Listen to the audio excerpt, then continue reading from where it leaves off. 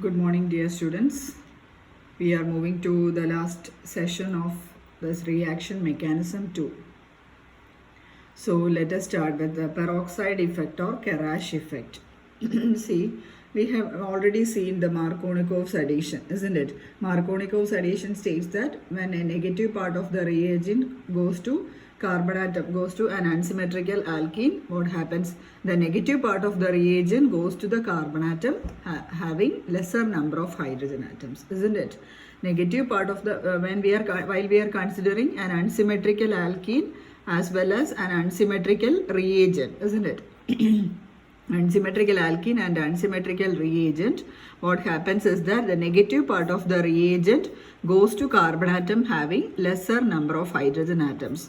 That is what we have seen in the case of Markovnikov's addition or Markovnikov's rule, isn't it? So this peroxide effect, it is just the reverse of or just the opposite of this Markovnikov's addition.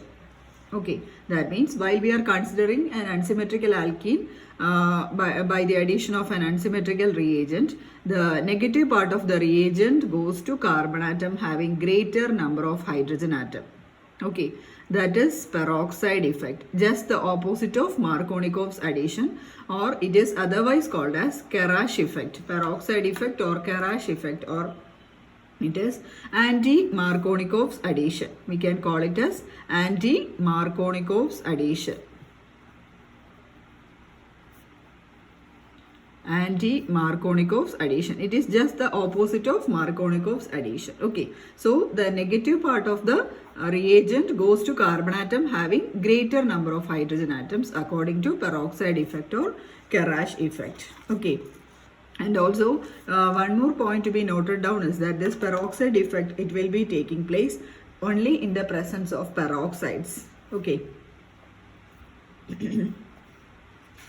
It will be taking place in the presence of peroxide. Let us write one example. So I'll be writing this. So the first point to be noted is that it will be taking place in the presence of peroxides only. In the presence of peroxide, and also negative part of the reagent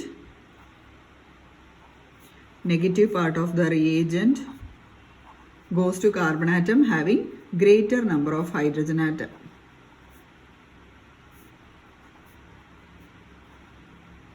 Greater number of hydrogen atom. Okay, so I'll be writing one example. For example, propene CH3 CH double bond CH2 propene. So two reactions I am writing here. The one reaction that is in presence of peroxide and the other one in the absence of peroxide. Okay, so first one in the presence of peroxide, addition of HBr. So according to this peroxide effect, the negative part of the reagent goes to carbon atom having greater number of hydrogen atoms. So here the negative part is Br minus. Br minus will be going to carbon atom having greater number of hydrogen atom. That means it will be added across this CH2 group. Okay, so the product will be, so automatically H plus will be moving to this particular carbon atom, isn't it? So the product will be CH3 single bond. Here CH2 comes, isn't it? H plus is added across this carbon atom. Then this bond is broken. So single bond CH2Br. So this compound is 1-bromopropane. 1-bromopropane. 1-bromopropane. This is anti-Markovnikov's product. Okay. Then in the absence of peroxide, the second condition, no peroxide is there, what happens? The negative part of the reagent goes to carbon atom having greater number of hydrogen atom, isn't it? Then what happens? This Br minus will be moving to this carbon atom having lesser number of hydrogen atom. So this is Markovnikov's addition. Markovnikov's addition. And the first case is peroxide effect. Peroxide effect or Karash effect or anti-Markovnikov's addition. Anti-Markovnikov's addition.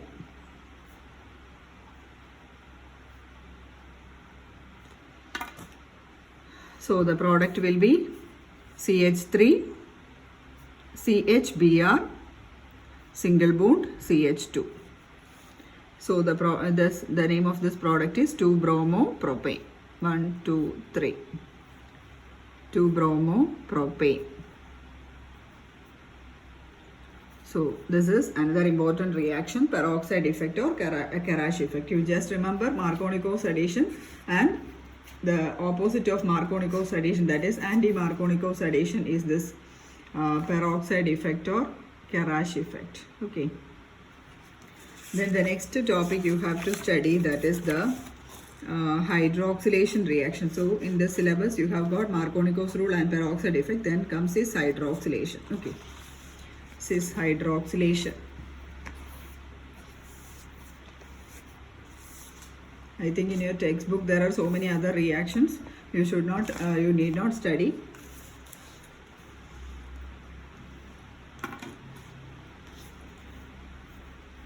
Then hydroxylation of alkenes.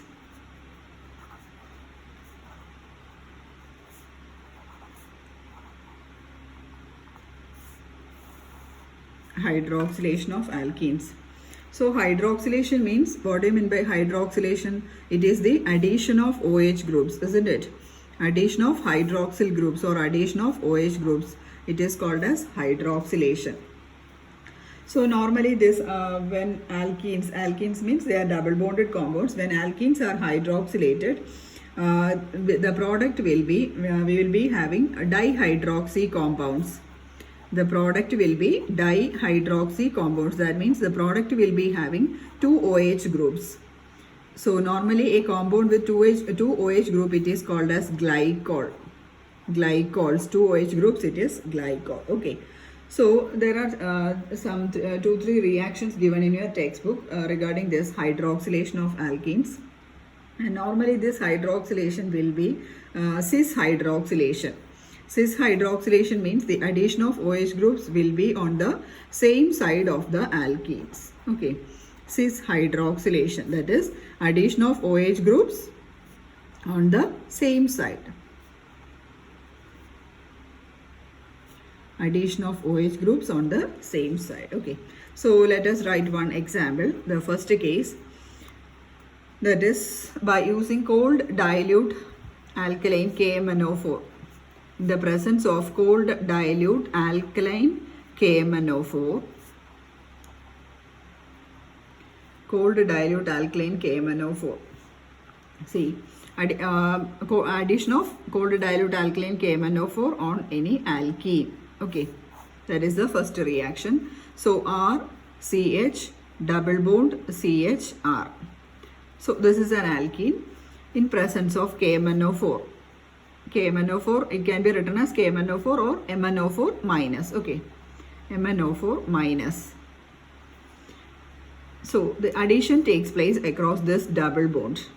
Okay, so normally this KMnO4, the structure will be Mn double bond O, then single bond O minus, single bond O minus, single bond O minus. That will be the structure of this KMnO4. So here the addition will be taking place like this: Mn, single bond O minus, then double bond O, then single bond O, single bond O. So across these two oxygen atoms, what happens? The addition of this double bond takes place. Okay, so this particular bond breaks, and what happens? This RCH group will be joining to this oxygen atom. Okay, by the breaking of this pi bond. Then again here for this carbon atom, one valency will be freed. So again this RCH group will be joining to this oxygen atom. Okay, so that is the first step. R, CH, single bond O. Here also R, CH, single bond O. Then again one sigma bond is remaining, isn't it? One sigma bond between these two CH groups. Okay, so here the double bond, it is added on the same side, isn't it? Same side of this manganese dioxide, or along the same sides, what happens is KMnO4 is added up. So this is the first step. Then again, in presence of alkaline KMnO4, isn't it? So we will be having alkali group in this in the solution. So in the presence of OH minus, what happens is that Here it becomes RCHOH. That means at this position, what happens? The bond breaks, and again we will be having RCHOH. Single bond, CHR, then O, MnO2. That is OMnO2. And we will be having RCHOH. Okay. Then again in the next step, further treating with OH minus,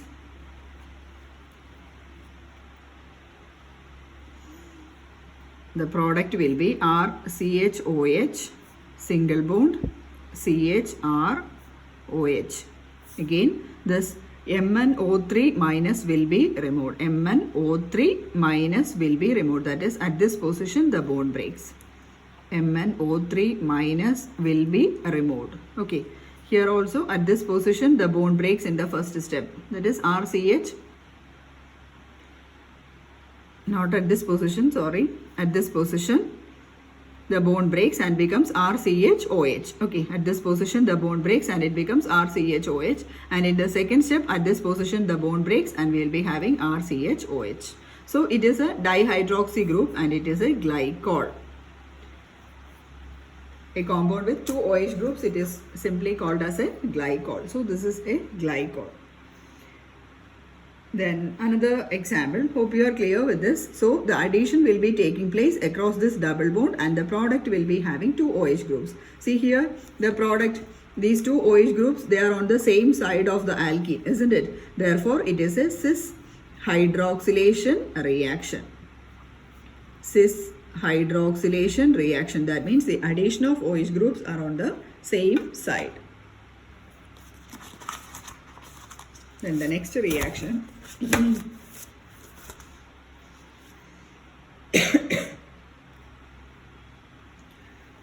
The reaction between propene with cold dilute alkaline KMnO4. Propene with cold dilute alkaline KMnO4. CH3, CH, double bond CH2 in presence of alkaline KMnO4. What happens?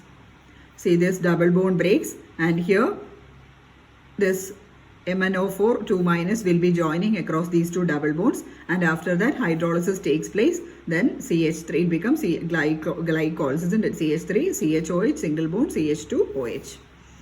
CH3, CHOH, single bond, CH2OH. So this is another glycol. So what is this compound? This is 1, 2, 3. So this is how many carbon atoms? 3 carbon atoms. Propane, 1, 2 diol, isn't it? At first and second positions, two OH groups are there. So it is propane, 1, 2 diol. Okay. So here also OH groups are on the same side. So this is also another example for this cis hydroxylation.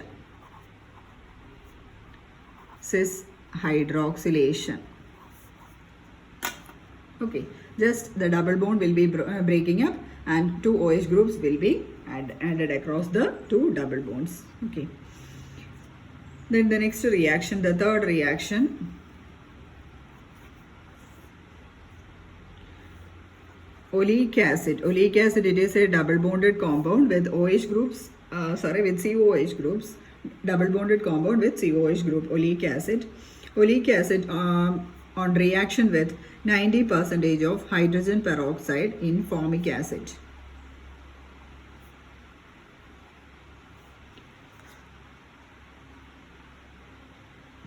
Okay, oleic acid in presence of 90% hydrogen peroxide in formic acid. The product will be like this. So the reaction, oleic acid, the formula is CH3, CH2, 7 times CH, double bond, CH, CH2, 7 times COOH.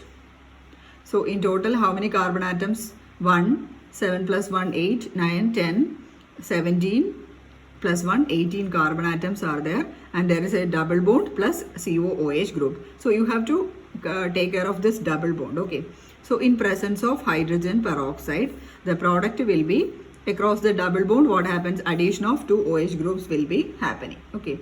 So the product will be CH3, CH2 7 times, single bond CH, then single bond CH. So here two valencies will be freed, isn't it? This pi bond will be broken, and at these two positions, two OH groups will be added.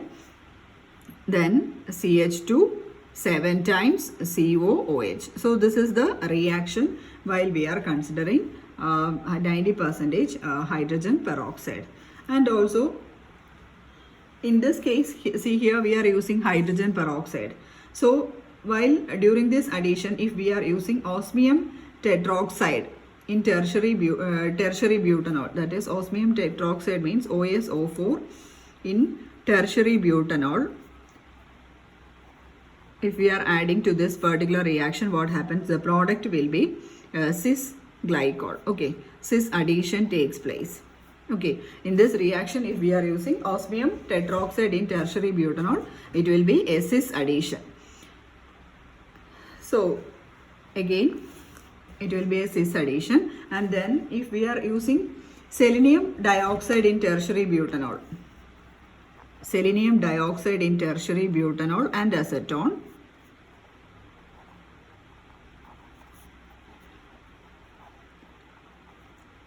tertiary butanol and acetone, then what happens? The product will be a trans glycol. Okay, trans addition or trans glycol. So in the same reaction, if we are changing the reagents, we will be having cis products as well as the trans products. So in the first case, if we are using osmium tetroxide in tertiary butanol, we will be having cis product. And if we are using selenium dioxide in acetone and in tertiary butanol, we will be having trans additions. Okay, then one more reaction is there.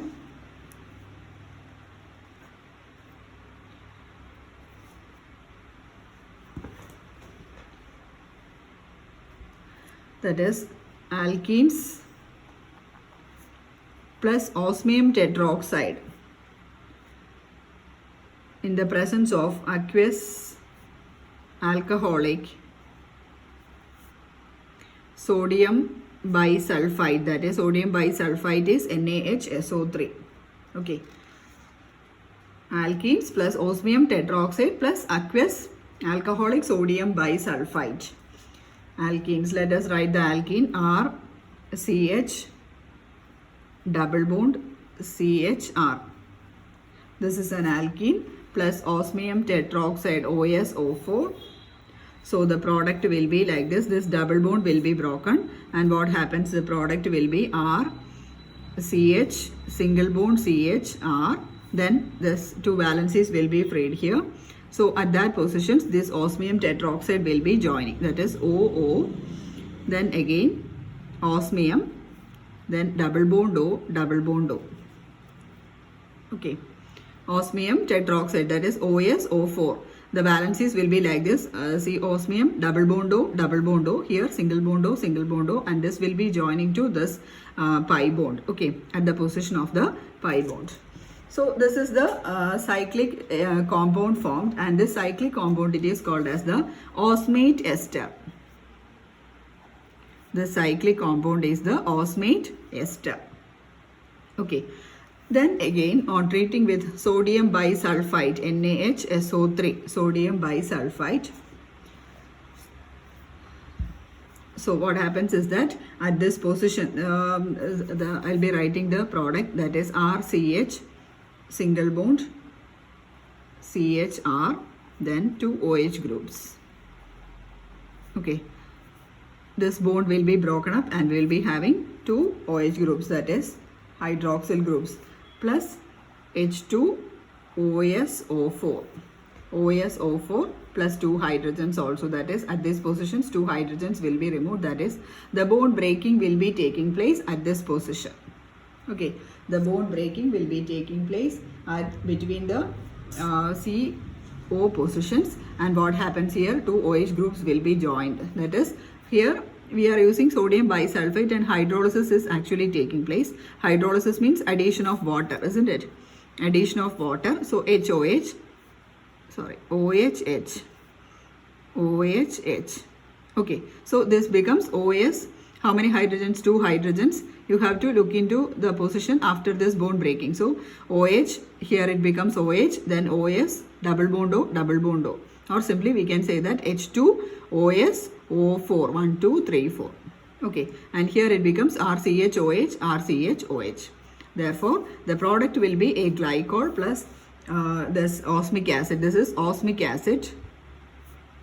H2OSO4 is osmic acid. Okay, so here the two OH groups are on the same side of this carbon atom or on the same side of the double bond. Therefore, we can say this is also an example for a cis hydroxylation reaction, that is alkene in presence of osmium tetroxide and aqueous ethanolic sodium bisulfite. Okay, so this is about the reactions of this in general, that is the hydroxylation reactions. Now we are left with one important topic, that is the determination of the reaction mechanism, methods of determination of reaction mechanism. Okay, that I will be continuing in the next video. Thank you.